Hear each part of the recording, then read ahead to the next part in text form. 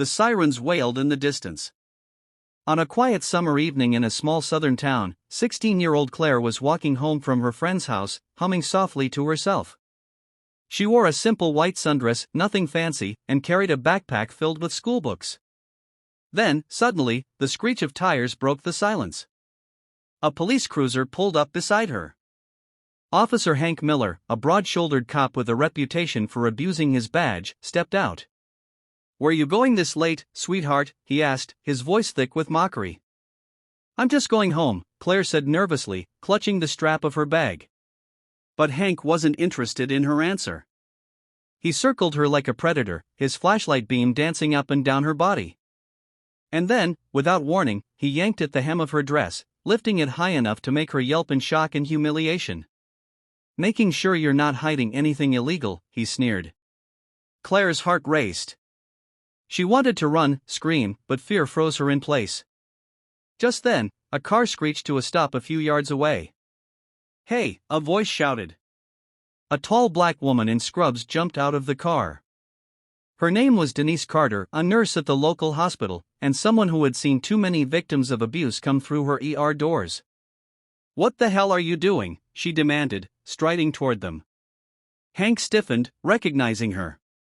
Denise wasn't just any nurse, she was known in the town for speaking up against injustice, even when it made people uncomfortable. "This is police business," Hank growled. "No," Denise said firmly, pulling out her phone. "This is harassment. And I'm recording it." Hank's face turned red. "Put that phone down." "Or what?" Denise shot back. "You gonna arrest me for witnessing a crime?" Hank glared at her, then at Claire, who was shaking in near tears. For a moment, it looked like he might lash out, but then he lowered his hand and stepped back. "You're lucky," he muttered, retreating to his car. "Both of you." The cruiser roared away, leaving silence behind. Claire collapsed to the curb, sobbing. Denise knelt beside her, placing a comforting hand on her shoulder. "You're safe now," she whispered. "But we can't let him get away with this." That night, Claire couldn't sleep. Every time she closed her eyes, she saw Hank's face and felt the sting of humiliation again. Her parents were furious but scared. Hank was a powerful figure in their small town, and filing a complaint could make them a target.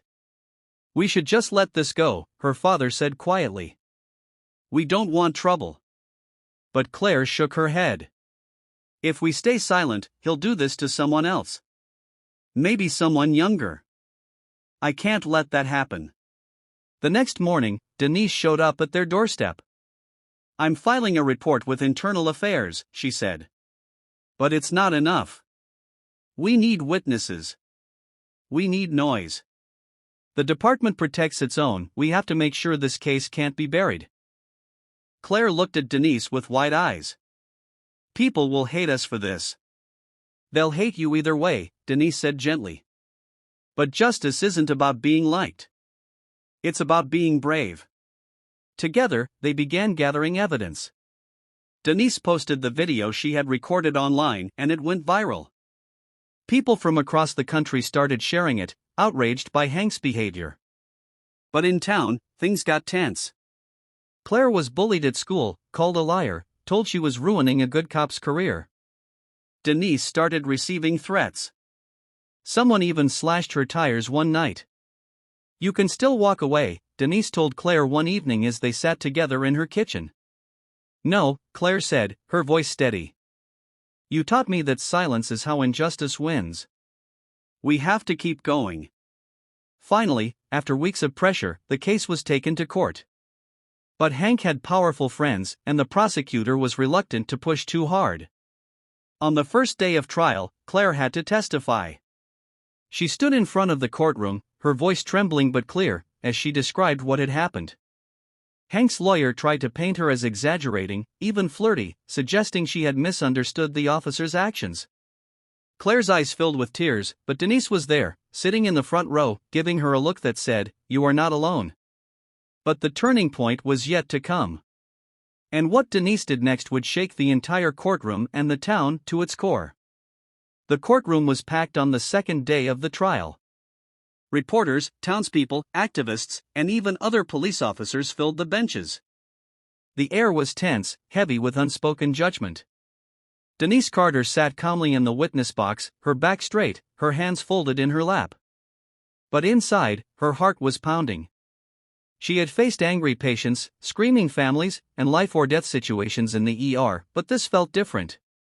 This was about truth, and truth was often the most dangerous thing to say out loud. The prosecutor asked her to recount what she saw that night. Denise spoke clearly, her voice steady, describing everything from the moment she saw Hank grab Claire's dress to the second he retreated under the pressure of her camera. Then it was the defense attorney's turn. "You're a nurse, correct?" he asked. "Yes." "You work long shifts?" "Yes." "So it's safe to say you were tired that night?" "I was tired," Denise admitted.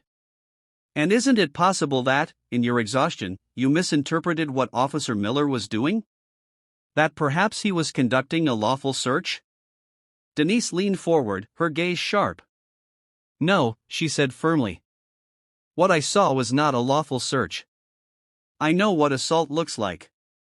I've treated victims of it. I've seen what it does to them, the shaking hands, the panic attacks, the nightmares." Claire was terrified. "And I was terrified too, not for myself, but for every girl who might walk down that road after her if we let this go unpunished." The courtroom went silent. Even the judge seemed taken aback by the intensity of her words. Denise continued, her voice rising slightly. "Justice is not just about protecting the powerful. It's about protecting the powerless. If we excuse this behavior because a badge was involved, we are telling every victim that their pain doesn't matter. That ends today. It has to end today." The jury listened, stone-faced, as the trial continued. For days, witnesses came forward. Some defended Hank, claiming he was a good cop. Others quietly admitted they had seen him harass minorities before but had been too afraid to report it. Claire's testimony, combined with Denise's video and her powerful words, began to turn the tide. The town was forced to look at itself and at the man it had trusted to enforce the law. Finally, the day of the verdict arrived. Claire sat in the front row, Denise's hand wrapped around hers. The judge entered, the jury returned, and the foreman stood. "We find the defendant, Officer Hank Miller, guilty of assault and misconduct under color of law." A stunned silence filled the room, then a wave of gasps, murmurs, and even applause from a few brave souls. Hank's face turned crimson as the bailiff moved to escort him out. Claire felt tears spill down her cheeks, but this time, they weren't from fear. Outside the courthouse, reporters swarmed Denise and Claire. Microphones were shoved in their faces, cameras flashing. "What do you have to say to young girls who might be afraid to speak up?" one journalist asked.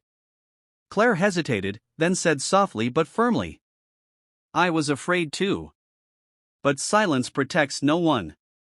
If you've been hurt, speak up, because someone like Denise might be there to fight with you." Denise smiled proudly, then stepped forward to address the crowd. "Justice isn't perfect," she said. "But today we proved it's possible.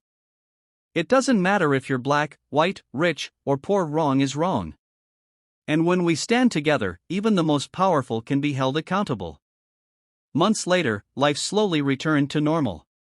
Claire began counseling and slowly found her confidence again. She joined a local youth group that taught girls about their rights and self-defense.